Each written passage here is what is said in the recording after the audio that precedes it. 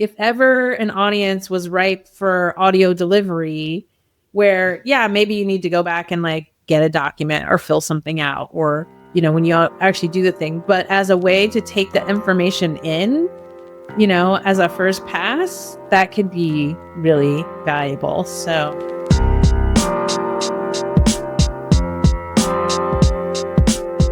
welcome to a case study episode of Launch Your Private Podcast. We're excited to be bringing you Kronda Adair. She is the founder, CEO of Carvel Digital. She is an amazing colleague that we've actually employed in our business, super systems, automation, tech organization minded, which we know, as many of you listening, that's may not be your strong suit. We just had a coaching call. And yeah, the amount of people on the call that it's like, when I open Zapier, I want to poke my eye out. It's kind of a lot. And so anyways, Kronda tends to present information, I think, in a way that's really easy to understand. Also super straight to the point. And like, you know, I've known you for a while now in the online space. And so I'm really happy to have you on to talk about how you're using it specifically for private clients. So that's a great use case that I don't think people think of like out the gate when they think of Hello Audio, but we definitely have service providers using, private podcasts for onboarding and all of that. And you're using it. You might be using it for onboarding, but what we're talking about today is actually remarketing to your client base and keeping them up to date with what your team is up to and what you guys are doing. So really excited to have this conversation. So welcome. thank you so much. I'm very excited to be here. And yeah, I just recorded an update just a few days ago. And, cool. You know, as we talked about pre-recording, like life's been lifing. And so even being able to have the bandwidth to get that update, like it wasn't happening until I started doing it as a recording. So I'm excited to chat about it. And we've had people say that before. It's true. It's like, even if you're not at your best, whatever is happening on your life, we've had people with illnesses. Yeah, just things happening, or you're traveling. Yeah, audio is really easy to get out there. Video is a whole other situation, as we all know. Yeah. Awesome. Yeah. So as I said at the jump, you know, we've known each other a while. But one of the first things we typically ask people is, how did you find out about private podcasting, or what made you think, in my service business, I definitely want to include an audio version of my content? Well, it's been such a long while that I was one of the founding, like I jumped on Hello Audio, like when it was just a little baby in the womb. Baby. And I feel like maybe we met through the Member Vault community. Possibly. I think that's my, like, what I think of. I think that may be it. And so I, you know, as a tech person and as a nerd, like there's a lot of times where I jump on software, I'm like, oh, lifetime deal, could work out, could be nothing, right? But I was like, this is obviously great, so let me jump on. And it probably was a little while before I actually did anything with it, but I feel like especially in the last, well, five years, right? What happened 5 years ago? I don't know, some little thing. I feel like people are so overwhelmed that you have to give them options for how they take in information. And audio is just a really easy lift for people in terms of creation and in terms of consumption. So, you know, I know now everybody's got like they're adding video to their podcast, but you can still just be like, you know, I could still just be in my yard weeding, listening to a podcast, and people can take it in so much easier. They can do it while they're driving or exercising or what have you. And also people need to take in information several times, several different ways. And so it can be a nice little in for somebody to be like, oh yeah, I meant to go pay attention to this. Let me throw it on while I'm making dinner or whatever. And so I started it that way. And so I think the fact that you have such a nice integration with Member Vault is also super helpful, because that's where I host my private client resources. Is everybody, like as a group, all my retainer clients have access to kind of a resource vault, and then privately they also have like their own little spot.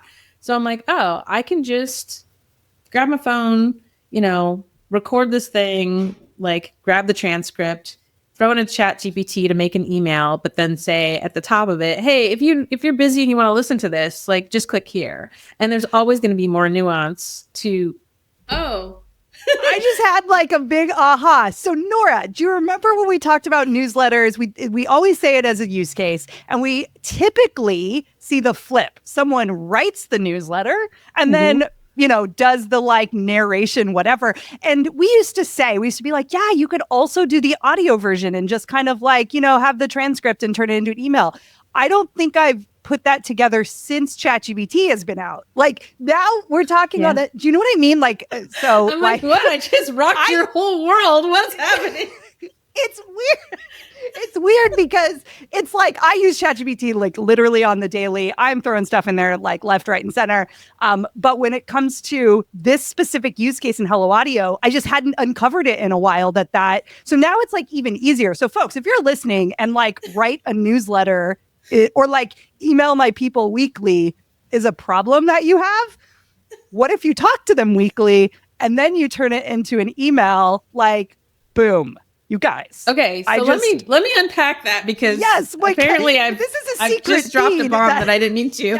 Because when I say it wasn't happening until I could talk, that like this is what I mean because it was supposed to be an email. So this is exactly what I do. So I will sometimes do it directly in ChatGPT, like in the app. Yeah, the audio in there. Mm-hmm. Yeah, because you can just talk to it and it'll.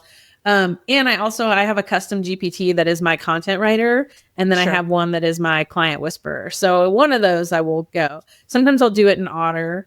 But either way, so I'll talk it out and then I will throw it into ChatGPT. It already knows how I like to write to my people. So I'll be like, make this an email. One of the things that I had to do though, is I had to get a little bit firm about don't change what I said because ChatGPT will ChatGPT it up, ChatGPT. Right? It'd be like, yes, it will. And I'm like, terrible. Don't change what I said. Just make make sense in writing.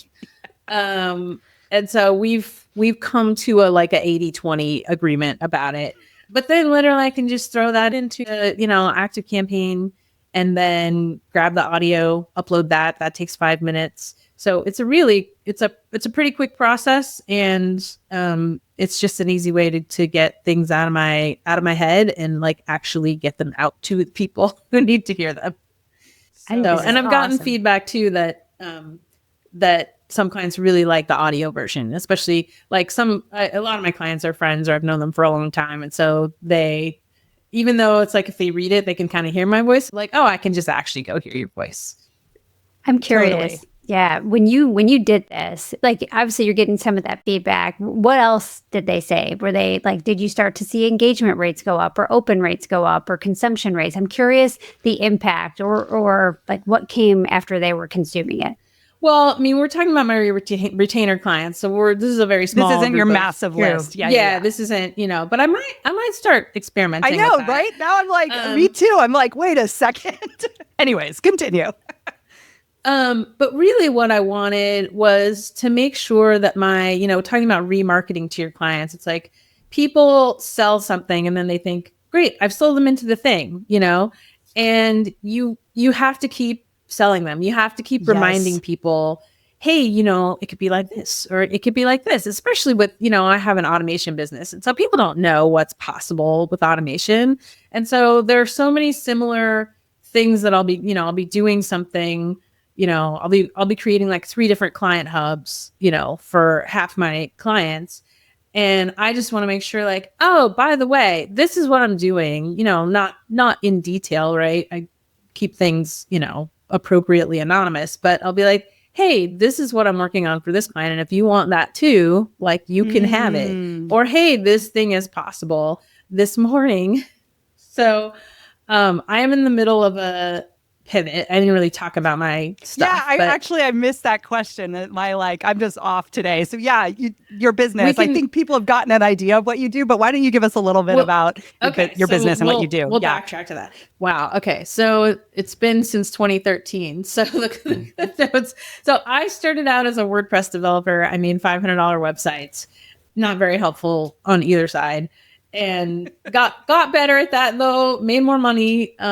And then in 2018, at the end of 2018, I was very frustrated that the people I was making websites for didn't really understand how to market. Like that you also need to do marketing. The website's not going to, do everything. So I then started Content Bootcamp, and I coached business owners about how to show up, how to create content that would like attract people to them. That went really well. People very quickly started saying, hey, this is great, but my tech is kind of crappy. Can you help with that? I'm like, yeah, that's what I wanted to do, but you didn't care before. But so now, sure, let's go. And so then I went back into done for you, websites, automation, that kind of stuff on retainer. Finally retired fully from websites. And so my current iteration is $1 million systems. It's a 6-month retainer where we kind of audit where you're at now, figure out what kind of systems and automations improvements that you need. And it used to be very marketing focused, like marketing automation. And now it's very just by way of the clients we have, it's more delivery focused and like internal systems automation, because people are like, well, we have clients, but we're struggling to deliver and we're doing all this manual labor and things like that. And so that's been the last 2 years. And now I'm in a pivot towards focusing on process mapping of it all, because I believe visual mapping of your processes is not optional. And in the last 7 months, when I asked business owners, like, hey, how do you visually map your processes? 100% of people are like, oh yeah, we don't do that. And they're not like they're proud of it, but they're just like, yeah, we don't do that. We don't know how to do that. We don't have the bandwidth, And yet it's costing so much mental overhead to not have that clarity where everybody can go and look at one thing and know what's going on. So that's kind of where I'm moving to, where yes, let's help you map the processes. Let's do the tech strategy of, one thing I say is don't stop buying technology and start hiring technology. So yes. I take a very hiring approach to software. Let's map out what your processes are now. Let's then look at that and say, okay, where are the gaps? What are the software we're using? Is it the right software? All of that can become clear, and you can make much more data-driven decisions. So that is what we're doing now. So all that to say, one of my clients just this morning emailed me, and she's changing the name of one of her offers. And so now everywhere that name appears in an email and a communication and an automated message, she has to go through and change the name. And she's like, hey, I know this is pie in the sky request, but is it possible to have a command center where I can see every place that we're communicating with clients about this thing? Because I'm feeling very daunted about this name change. And I'm like, oh, you mean like the visual process maps we've been building for you for the last 9 months for everything that we've done, like that?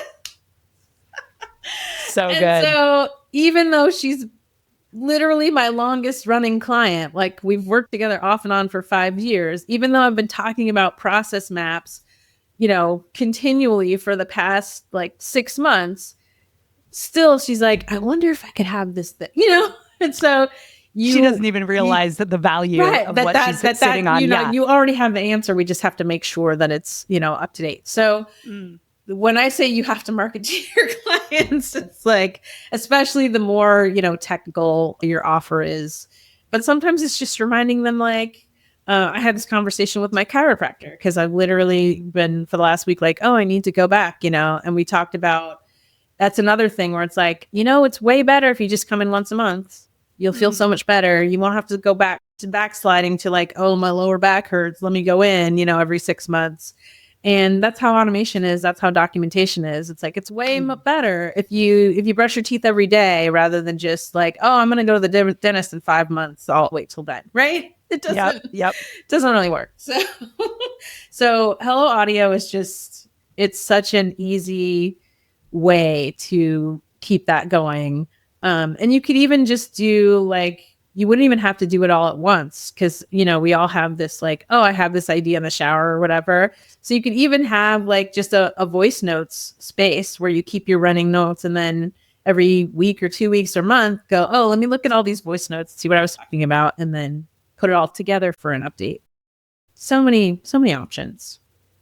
I love that. I'm curious your process because you probably get ideas, like you said, everywhere, right? Maybe you're out, you're washing the dishes, you're out for a drive. So do you just use voice notes on your phone? Because we get asked this question a lot. Like, how do you capture that? And I'm curious what your system or your setup is for capturing that in a convenient place for you. And then how maybe your system to store it and then go back to it. Because I know that'll be the first, okay, that sounds great. I want to do it now. Wait, how do I do it? What does that look like? So I'm still working on developing the habit to take advantage of the system. But one of my custom GPTs is my content writer. And so I will just go in and I will say, here's what happened today with a client, or I'll be like, here's the transcript from this Zoom meeting with a client. And it'll just store things to where I can go back and say, okay, tell me all the, social media posts I could pull out from the topics that I talked with clients about, or tell me all the, so it's very imperfect right now, but I was like, oh, this is a place where I can just say, this happened. I don't want to forget about it. We'll come back to it later. And then I'm actually working with, I have a new work wife, and she's my AI guru, and she is helping me build an AI agent that will actually sort of manage the content process, where I can drop a video, or I can drop a podcast episode, and it will say, okay, I'm going to, do the clips, and then I'm going to put the clips into Airtable for you to review. And then you can say, okay, publish this, and this. So that's very exciting. We're a few weeks away from doing that. So, but yeah, I was like, okay, this is a place where I can drop this, where I know I can come back to it later and just say, okay, let's mine this for content. Totally. You know what I love about, you admitted that you didn't have the habit yet. I think that's where I get stuck, is like, it's my ADHD brain too. And I often think like, well, I have ADHD, therefore I am so bad at this. Just look at every app that I've downloaded and like, yeah, it's like, oh, this app, it's on my watch. And of course I'm going to record the voice note on my watch. But then you brought up that your clients are often overwhelmed. There's all the tech, there's all the options. I think that's where it goes to die for me, where it's like, I have the vision of this being possible, but then the commitment to like working on it as a habit. And like, I think what I love about hearing that, it's like, everyone has to do that, whether you have ADHD or not. But like, maybe someone with ADHD might have to work a little bit harder in a different way. But even still, just hearing you say that to me in my head, I'm like, someone who does systems, like she just decides to like make the note, and then therefore it happens. Like, I think that's the aha for me, as like someone who doesn't think like that. Yeah. Okay. Well, and I just did a workshop. I've been doing these workshops about the process mapping and the tool that I use for it. And so I was just doing the workshop a couple of days ago, and literally I was looking for, because when you register for the workshop, then you get a survey that's like, hey, tell me about what you're struggling with. And I was like, no, where did I put that survey? So I went about 5-10 seconds, and then I was like, oh, wait, let me take my own advice. Let me open Puzzle, which is the process mapping tool, and just go to the step, because I know the link is there. Oh. And the person who was in the workshop was like, yeah, you just have all your shit so together. And I'm like, I have some of my shit together in very specific areas. Like I know where to look. And to find it. And so it's like, being a systems person definitely does not mean I have all my shit together. And I think like pretty much all of my clients have ADHD. And I think the challenge with that is you can't have a half system, right? You have to create the whole system. But right? We love stopping in the middle of things that we do and we don't complete them. But that's why you have to hire. Yeah. So you have to get someone to create the whole. So this is why Blessing is like all doing the way AI thing. Because I'm like, I don't have time to learn AI and all the things. Like so once the system is fully created and you have the trust that when I drop this thing here, there will be a whole thing that happens where it comes out the other side. That helps you develop the habit.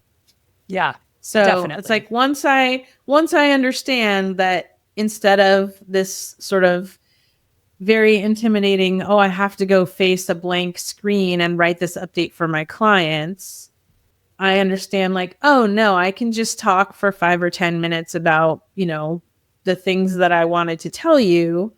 And then I know that there's only a 10 or 15-minute process to actually get that to the people it's supposed to get to. Then it's easier to develop that habit. Yes, definitely. And I don't think it has to be, I think to your point, it doesn't have to be perfect. You don't have to have, like, it doesn't have to be every Monday or this is a failure. Like this is, I think that's another, I don't know if it's just the perfectionist tendencies or the business hat, like where we are like, oh, I need to be consistent with this or it's going to look bad. Or it's like, that is just not. I am so given in the world we're living in right now. Like, I already had a thing. I was like, what did I said, I used to have pandemic rules, right? Where it's like, if you're late, if you miss this, that if you're, like just grace for everybody. Yes. It's like we're all going through this trauma that no one alive has ever experienced. So, and I think if anything, there has to be even more. Like there has to be even more grace right now, right? What is that? Fascism rules? I don't know, but maybe actually, but getting close. We're not living separately from what we are all collectively experiencing. And so like, let me just be clear. My last update that went out on time was probably May 1st. And then the last one that I sent was probably a week ago. I could have done all kinds of things. I could have been like, oh, well, I got to wait. It's the middle of the month. I can't do that. I got to wait till, nope. I'm thinking about it now. I had been thinking about it for about a week. And then I was finally like, let me sit in the car and record this now. And then when I get home, I will send it. Yes. I love that. Yes. Let's just keep it all the way real. Yes. And I mean, the reality is your clients that you're serving that trust you, that have gotten so much value from you. At the end of the day, they're probably not paying attention like to a calendar or like they've got their own stuff that they're trying to stay on top of and manage. So much stuff. Right. Yep. I think it's the touch points, it's the connection, and human connection and touch points don't have to be on a regular schedule for them to be valuable. I think that's the other part of it too. Exactly. Yeah. And they all, I have the luxury too of being at a point in my business where like all of my clients are amazing. Like I definitely had a phase where I had the clients from hell and I had the people who paid me the money but didn't actually trust what I was doing and questioned at every turn. And like I went through that. And like right now, the clients that I have, like all trust, that even if they don't understand how it's going to happen or what exactly is going to happen, or they have a lot of questions, like they trust that bottom line is I'm here to help you like have a better business and a better life. And so we're going to make sure that happens however it needs to happen. And so if you have that as your baseline, then, you can get a lot of leeway for the inevitable quirks and like things that happen. So, yeah. And the other thing too is like hearing your voice just strengthens that connection so much more than text will. Yep. It just does. Yeah. Yep. I had my wife once told me that her aunt, who I've never met in person, who doesn't have a business, who doesn't know a thing about business or automation, listens to my podcast because she just likes the sound of my voice and she listens to it like as like her bedtime thing. And I'm like, you know what? Whatever value you get out of that, like that's she's written a review, right? I listened to this to fall asleep. Oh my God. That's great. I did not press her for a review of that sort, but I just, that's cute. So audio is just really, it's just way more intimate than text. And so you get so much more nuance. Yeah, totally. I think like in particularly like this use case of a feed, it's almost like a phone call. It's not, but like, because it's like a private client feed, right? The clients know that it's not a public, but even still be like part of a course or a program or whatever. And they even, to be fair, even the like sporadic announcements actually feel more real. Like, it's not like you're just like pulling something so you could, check the box on Monday that you talked to them. Right. And so I think all of that plays into this, right? Like, you're doing this because you truly want to update them. They're listening to it because they truly want to know what's going on and what's up. And so, like, let it be that, And so it's almost like you're picking up the phone and calling them. And I've heard from other people too, like, we have folks who have like audio only memberships, right? And like, she says when she records that content, she does it on the fly. She promises about 2-ish or 3-ish episodes a week. It's not like anything like perfect. Even I think she says monthly as like a number, because it's a membership and that's the only thing they get. Well, and a Voxer chat. But even still, it's she said that like a lot of people just feel like she's like calling them and talking to them, even though they know that there's hundreds of people in the membership site. And she says when she talks to them, she feels like she's in the room with them. And that's how she approaches these little like ahas that she has to share. And it's like, she like loves showing up for that because of the way her people love it, but also the way she's positioned it, I guess, in her mind of like, I get to tell my best friend like what's happening right now. Do you know what I mean? Exactly. Which I know is a little different than this, but I like personal side. I kind of feel that way about it. I like, the last one was, to the point about the client asking like, hey, where's my command center? Like, that was my last update, was like, hey, you need to pay attention and take this mapping thing seriously. Because the thing is, when I'm doing it for them, the thing I was trying to mitigate was this sort of cliff that people drop off when they offboard from the retainer, where it's been like, we've been doing all the things and every Zap error message you just get to forward, and to go from that to, okay, it's all on you now, here's some documentation. That's not great for anybody. And that's what started me thinking. One, I was like a little bit tough love, like, hey, somebody needs to understand this map. Like, if you were going to drive across country and you're like, I'm just going to vibe it. I could see where the sun is, whatever, it's fine. Right. And that's kind of the attitude, Vibe automation. And so that was a little bit of tough love, like, hey, you need to take this seriously. And the other thing, to your point about like just being real, is I think one of my updates, I was like, oh, and by the way, I'm not scheduling my update emails anymore. You're going to get them when you get them. If I'm working at 1 a.m., then that's when you're going to get it. And we're not going to pretend that that's when I had to be working because I was up with the dog or whatever. So yeah, we're just all being humans. That's what we're going to do. It's refreshing. So you brought up the part about when they fall off, because I think this is really related to being a service provider. And let's talk about that remarketing back to those clients. So the people who get updates are also past clients, correct? No. And this is where I have my aha moment that I really should be doing. Okay. We love a good aha moment on the show. Quid pro quo. I was like, you know what? Actually, hey, we want this to be a mutual benefit thing. Sometimes that stuff happens. No, and I literally, so I definitely need to make one that's like because it always boggles my mind too, when I'm not going to go into the whole documentation piece, but I found a tool that is specifically made for business process mapping that is like a game changer. And it always boggles my mind when people don't want to take over that account when they leave. Because I'm like, why would you? It's $20 a month. So I'm like, why would you not?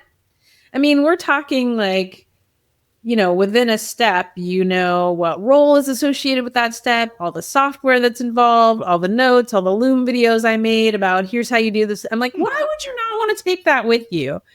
And it just always boggles my. So that's why I've been a little bit more bullish about like, no, this is really, really, really valuable. So valuable that I'm pivoting to just do this. So you really should pay attention. Yeah. That blows my mind. So yeah, actually. need to start one for the past clients. Yep. Thank you so much. So it's current people on retainer. Okay, cool. It's current people, and then I'm like, oh yeah, no, okay. So because I bet some of those updates you could even double dip, right? Like some of those updates go to both, right? Like, oh yeah, I could definitely, yeah. Okay, well, there's your homework. Thanks for having you on. No, just thanks. I have homework. I'm sitting here. Go. Yeah. I'm thinking about more of this, like talking into stuff to map out. I don't even know. It's silly because I like duh, but at the same time, yeah. Ooh, I had another idea. Because one of the things I do is I say, okay, send me a Loom video of one of your processes and I'll map it out and then we'll have a 30-minute call. That's an offer I just came up with to kind of let people dip their toe into this thing. And I'm like, I could do that. I could be like, oh, let's have a quarterly check-in and I'll look at, what your team. God, this is so valuable. So valuable. That is really good. Ooh. Yeah. So I'm just coming up with offers on the fly here on your podcast. Hope you don't mind. It happens. Well, I think too, like with, to your point, like AI, it like also makes a lot of this stuff a lot easier to do quickly. That's what I'm finding, which can be overwhelming, but also it doesn't feel overwhelming because I'm like, oh, like me and ChatGPT will just take out for a day and we'll figure it out, That definitely helps. Yeah, ChatGPT wrote my last sales page. I had run this workshop at least one time before. And so I gave it the transcript. It said, write my sales page. And I was like, thank you. Check. Yeah. So good. Cool. Good stuff. Nora, do you have any other questions? Yeah, I think, well, I mean, even with the clients that you work with, right, the struggles that they have. I mean, yes, you've seen it from the automation side. I mean, also probably from asset creation and things that they have to get done. Have you ever seen, especially on the operations side, processes or, the use of audio in maybe internal trainings or internal discussions or team updates? I think that's an interesting use case. I'm wondering if just with the clients, just because you've seen so many, the back ends of so many businesses, if you see the need or maybe the value add of having internal audio for even walking through that kind of stuff that typically teams don't share, and then someone leaves and you're like, oh crap, what is this? Like that, just the context of it.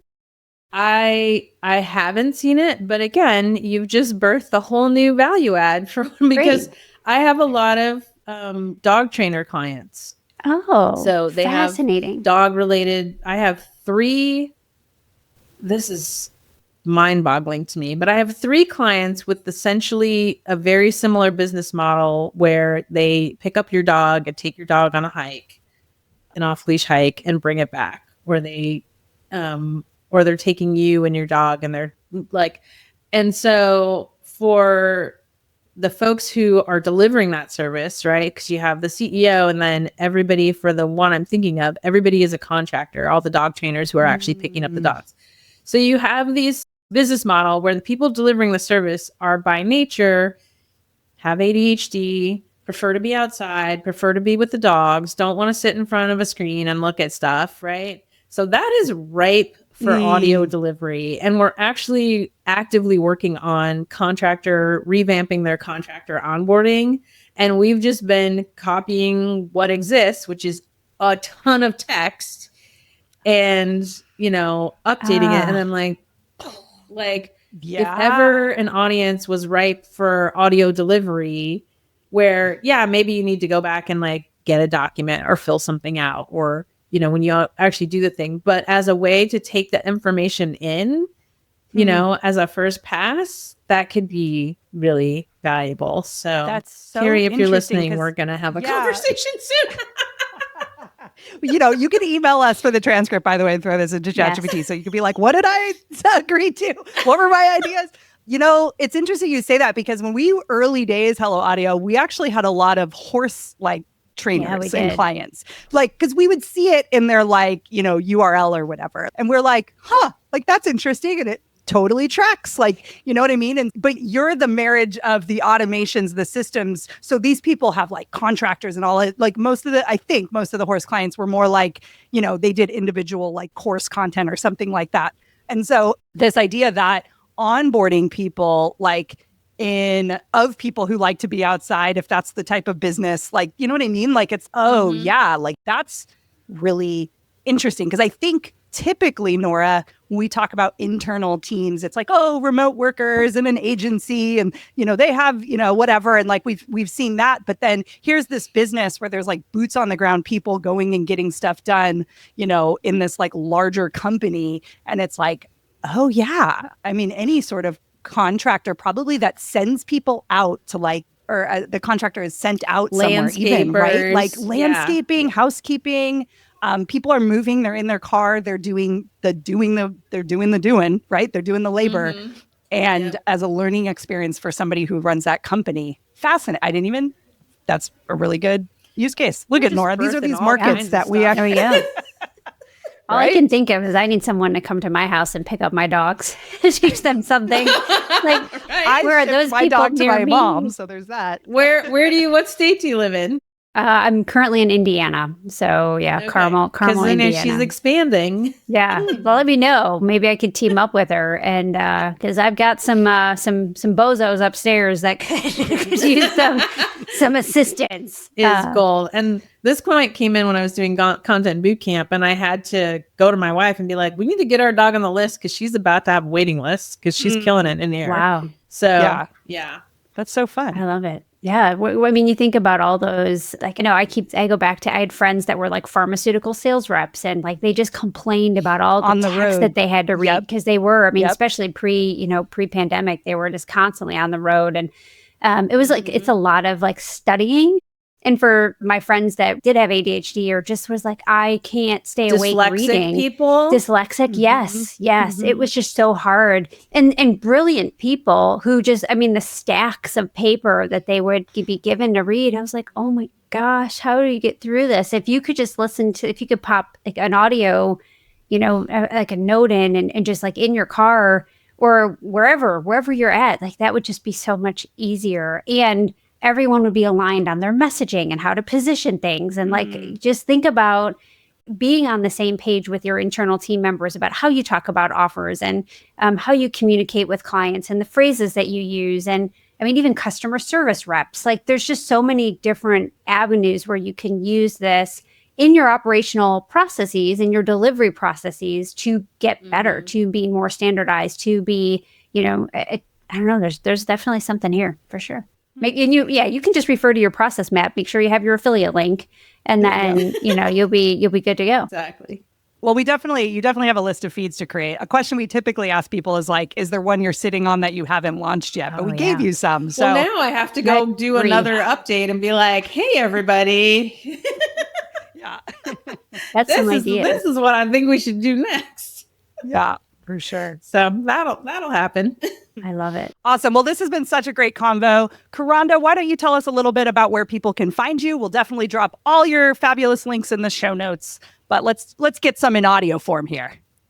Yeah. So the best place, of course, is carveldigital.com. It's KARVEL, like marble with a K, digital.com. And I've got my workshop information there. I've got my retainer, all the things. And then I hang out a lot on TikTok, which I couldn't get my name on TikTok. So it's Kronda Carvel over on TikTok. So honestly, if you like the puppies and robots, that's probably where that's already happening. Like you're equally likely to get, a dance meme or a puppy post or something about process mapping. So if you like no niche chaos, that's the place to be. Otherwise, Instagram and LinkedIn. I'm your polished there. version. Yeah. That's where I stay a little bit, on task. So those are the best places. Should we ask the one question that we typically ask? All right. So this is, if you had a private podcast of your life's musings, what would it be called? I mean, what would it be called? It would be called Puppies and Robots. Love it. I can see the cover. I feel like anybody who knows me who hears that will be like, yeah, that's pretty on brand. That's right. That feels like, that actually feels really peaceful. I mean, because even though like I'm not a dog trainer, but I could be, but I have a job. But my wife is a dog trainer. And so I get this urge to make dog training content because I'm good at making content. But I'm like, I know it's not my profession. And I'm sure there's other stuff I could be doing for my clients instead. But I kind of want to make this. So it sounds like a newsletter title. Puppies and Robots. It does. Like a really good one. Yeah. There's some overlap. Puppyfying your systems and automation.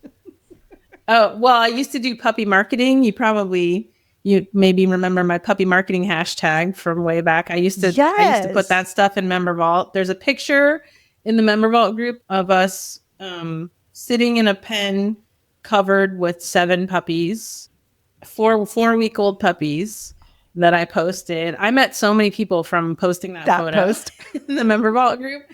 And we didn't know which one was ours, but it turned out he was laying on my feet at the time. And yeah, so I love puppy it. marketing, I should bring back. Yep. Puppies and robots. Well, it's been a delight, as I knew it would be. Always. Thank you Oh for my God, sharing so all much your fun. knowledge. Thank you for, just showing up and hanging out with us and telling us what you're up to as well. Lots of interest, like this combo went fun places. So, so thank you for coming and hanging out with us. This was amazing. Super fun. Thank you so much. Yeah. We'll have you back on when one of these feeds launches and you start getting clients to re-sign back up and they're like, oh yeah. Yeah. We'll do a quick update. Mm-hmm. And when I launch Puppies and Robots, I'll let you know. Yes, that too. Definitely let us know. Just shout us out and be like, sponsored by Hello Audio Yeah. or something like that. Yeah, for sure. Cool.